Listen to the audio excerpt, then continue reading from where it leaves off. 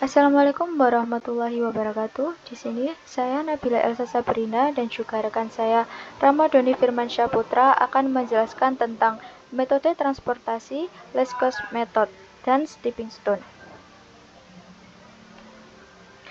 Menurut Hillier dan Lieberman tahun 2001, metode transportasi adalah model pendistribusian komoditas dari beberapa sumber ke beberapa tujuan dengan tujuan meminimumkan total biaya distribusi. Pada model transportasi, pengalokasian yang digunakan untuk mengisi sel-sel yang belum terisi, solusi awal dapat dilakukan melalui berbagai metode, yaitu yang pertama ada Vogel Approximation Method atau VAM, 2 Northwest Corner atau NWC, dan yang ketiga ada Least Cost Method. Sementara itu, untuk menemukan solusi yang optimal, dapat dilakukan dengan menerapkan metode yang pertama Stepping Stone dan yang kedua Modified Distribution atau MODI. Langsung saja pada studi kasus. Pada sebuah perusahaan memiliki 3 pabrik dengan kapasitas produksi masing-masing pabrik 1 sebesar 90 ton, pabrik 2 sebesar 60 ton, dan pabrik 3 sebesar 50 ton per bulan, sehingga total produksi adalah 200 ton.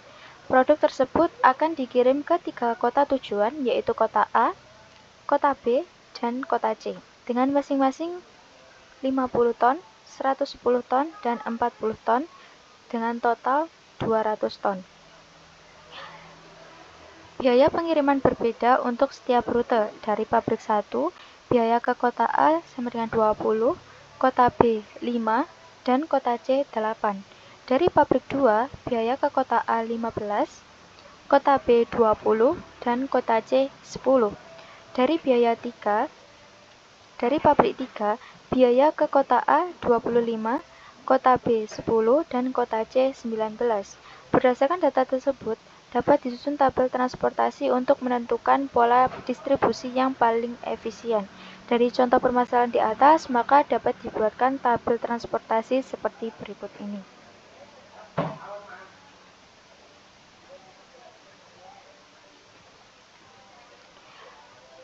Pada solusi awal, kita menggunakan Least Cost Method, merupakan metode untuk menyusun tabel awal dengan cara pengalokasian distribusi barang dari sumber ke tujuan, mulai dari sel yang memiliki biaya distribusi terkecil. Aturan dalam metode Least Cost yang pertama, memilih sel dengan biaya terkecil. Yang kedua, menyesuaikan dengan permintaan dan kapasitas. Yang ketiga, memilih sel yang biayanya satu tingkat lebih besar dari sel pertama yang dipilih. Dan yang terakhir, menyesuaikan kembali serta mencari total biaya. Langsung saja, di sini kita mencari total biaya yang paling terkecil, yakni ada pada kota B, yaitu pabrik 1 ke kota B dengan kapasitas 90.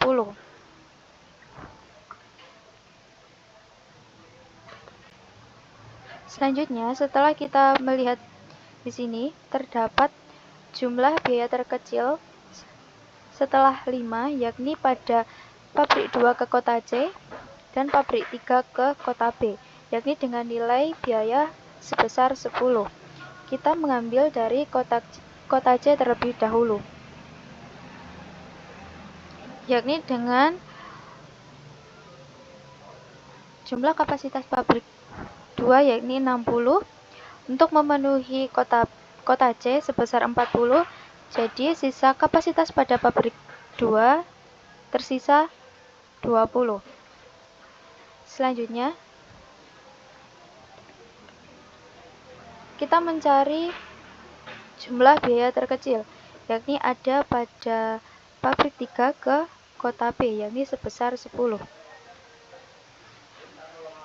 Pada kota B ini sudah dipenuhi dari pabrik 1 senilai 90, maka sisanya yaitu untuk memenuhi kebutuhan, maka 20 dari pabrik 3. Jadi kapasitas dari pabrik 3 tersisa 30. Untuk selanjutnya kita memenuhi dari kota A. Dari kota A ini jumlah biaya terkecil yakni pada pabrik 2 sebesar 15. Jadi, sisa kapasitas dari pabrik 2 habis, dan selanjutnya kita ambil dari pabrik 3.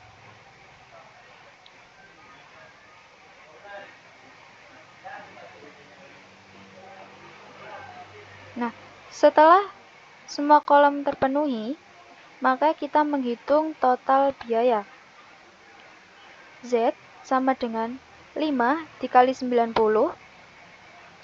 total biaya dan juga jumlahnya, ditambahkan 40 dikali 10, ditambah 20 dikali 10, ditambah 20 dikali 15, ditambah 30 dikali 25, sama dengan 3000. Untuk selanjutnya, kita menentukan nilai optimal, yakni menggunakan metode stepping stone. Metode stepping stone adalah metode yang digunakan untuk mendapatkan solusi optimal dalam memecahkan masalah transportasi atau TC minimum.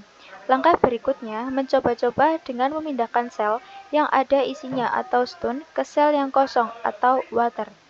Beberapa hal penting yang perlu diperhatikan dalam menyusun jalur stepping stone. Yang pertama, arah yang diambil boleh searah atau berlawanan arah jarum jam.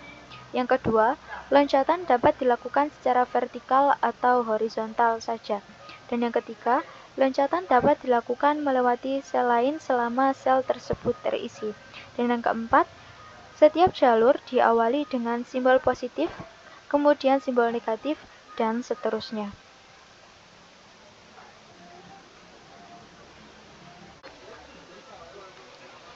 Selanjutnya akan saya jelaskan cara menghitung stepping stone, yaitu untuk mengisi nilai yang kosong atau air. Yang pertama yaitu C11, pabrik 1 kota A. Yaitu dari pabrik 1 kota A loncat ke pabrik 1 kota B. Kemudian loncat ke pabrik 3 kota B. Lalu loncat lagi ke pabrik 3 kota A. Kemudian kembali lagi ke pabrik 1 kota A. Atau kembali lagi ke C11. Nah, yang berawal dari nilai positif, kemudian negatif secara berurutan. Jadi 20 dikurangi 5 ditambah 10 ditambah 25 dan hasilnya 0. Selanjutnya yaitu mengisi C13 atau pabrik 1 kota C. Dari pabrik 1 kota C, kita lompat ke pabrik 2 kota C. Kemudian lompat lagi ke pabrik 2 kota A. Lalu ke pabrik 3 kota A dan ke pabrik 3 kota B. Selanjutnya ke pabrik 1 kota B dan kembali lagi ke pabrik 1 kota C. Di sini juga diawali dengan nilai positif dan negatif secara berurutan. Jadi 8 dikurangi 10 ditambah 15 dikurangi 25 ditambah 10 dikurangi 5 dan hasilnya min 7. Selanjutnya yaitu pabrik 2 kota B atau C22. Ya, dari pabrik 2 kota B loncat ke pabrik 3 kota B. Lalu ke pabrik 3 kota A. Kemudian ke pabrik 2 kota A. Dan yang terakhir kembali lagi ke posisi awal. Dan kita jumlahkan seperti yang tadi, yaitu 20 dikurangi 10 ditambah 25 dikurangi 15 dan hasilnya 20. Selanjutnya yang terakhir kita akan mengisi ke pabrik 3 kota C atau C33. Dari 19 kita langsung loncat ke pabrik 3 kota A. Kemudian ke atasnya di pabrik 2 kota A. Lalu ke pabrik 2 kota C. Nah, setelah itu kita kembali lagi ke titik kosong, yaitu pabrik 3 kota C. Dengan penjuruan dari 19 positif dikurangi 25 ditambah 15 dikurangi 10. Dan hasilnya adalah min 1. Dan dari hasil ini kita dapat melihat yaitu ada nilai minus min 1 dan min 7 yang menandakan hasil belum optimal. Dengan nilai minus terbesar yaitu min 7. Kita akan ke langkah selanjutnya, ke iterasi 1 untuk mendapatkan nilai optimal. Sel C13 memiliki nilai negatif terbesar yaitu min 7. Di dalam sel pergerakannya, sel yang tertanda negatif yang memiliki alokasi terkecil terletak pada sel C31. Sel 31 diisi nilai 30 diikuti dengan pergerakan sel yang lain, yaitu sel yang lain mengikuti. Nah,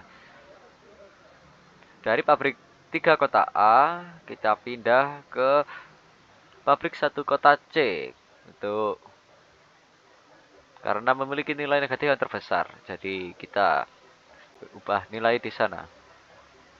Nah, di sini setelah kita isi 30, kita coret dari keseluruhan kapasitas dari pabrik 1 yang bernilai 90, sisa 60.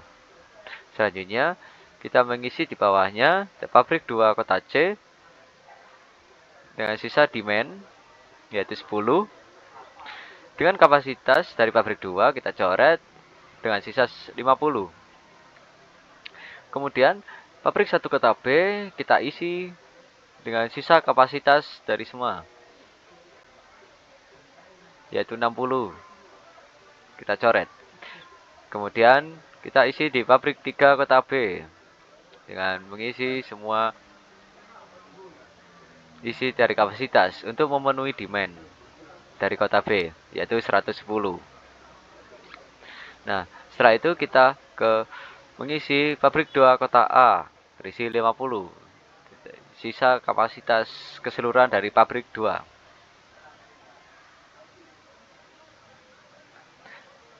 Selanjutnya, kita akan mulai menghitung nilai kosongnya atau sel kosong. Yang pertama, kita akan mengisi sel 11 atau pabrik 1 kota A, yaitu 20 dikurangi 8 pabrik 1 kota A, kita loncat ke pabrik 1 kota C, kemudian ke pabrik 2 kota C. Kemudian kita langsung lompat lagi ke pabrik 2 kota A dan kembali lagi ke pabrik 1 kota A. Dan dari kota A yang bernilai 20, kemudian minus 8 ditambah 10 dikurangi 15 dan hasilnya 7. Selanjutnya, kita akan mengisi pabrik 2 kota B atau C22. Yaitu kita loncat dari pabrik 2 kota B, kita loncat ke pabrik 1 kota B. Dan selanjutnya, loncat lagi ke pabrik 1 kota C. Dan pabrik 2 kota C, setelah itu loncat dan kembali lagi ke pabrik 2 kota B searah jarum jam. Nah, dari sini kita nilai, kita jumlahkan biaya distribusinya dari 20 dikurangi 5 ditambah 8 dikurangi 10 sama dengan 13. Selanjutnya, kita akan mengisi sel kosong dari pabrik 3 kota A atau C33. Yaitu dari pabrik 3 kota A loncat ke pabrik 3 kota B.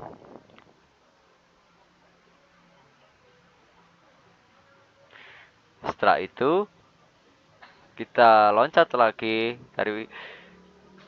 ke pabrik 1 kota B. Kemudian ke pabrik 1 kota C, kita jumlah. Kita loncat lagi ke pabrik 2 kota C. Selanjutnya ke pabrik 2 kota A. Dan akhirnya kembali lagi ke pabrik 3 kota A. Yang memiliki nilai dari 25 dikurangi 10 ditambah 5 dikurangi 8 ditambah 10 lalu ditambah 15 dan hasilnya 7. Selanjutnya kita ke pabrik 3 kota C atau C33. Yaitu dari pabrik 3 kota C kita loncat ke pabrik 3 kota B. Lalu ke pabrik 1 kota B. Kemudian ke pabrik 1 kota C dan akhirnya kembali lagi ke pabrik 3 kota C. Nah, kita jumlahkan dari 19 dikurangi 10 ditambah 5 dikurangi 8 dan hasilnya adalah 16. Bro, nah di sini kita tidak menemukan nilai negatifnya, berarti kita berhasil untuk mendapatkan nilai optimal. Nah, dari hasil tersebut kita dapat menyimpulkan bahwa tatanan ini sudah benar dan sudah optimal untuk optimalisasi distribusi transportasi.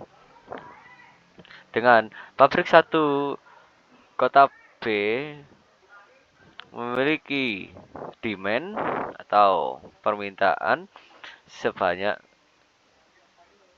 60 dan pabrik 1 kota C dengan kapasitas 30 dikali 8. Pabrik 2 kota A dengan kapasitas 50 dan pabrik 2 kota C dengan kapasitas 10. Dan yang terakhir untuk pabrik 3 kota B kita beri sebanyak kapasitas 50.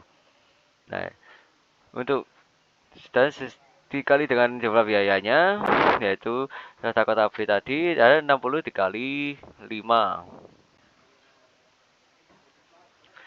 dikali 5.000 sama dengan 300.000. Pabrik 1 kota C dengan kapasitas 30 dikali 8 sama dengan 240.000.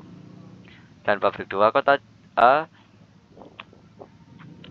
dengan kapasitas 50 dikali 15.000 sama dengan 750. Dan untuk pabrik 2 kota C kapasitas 10 dikali dengan 10.000 sama dengan 100.000.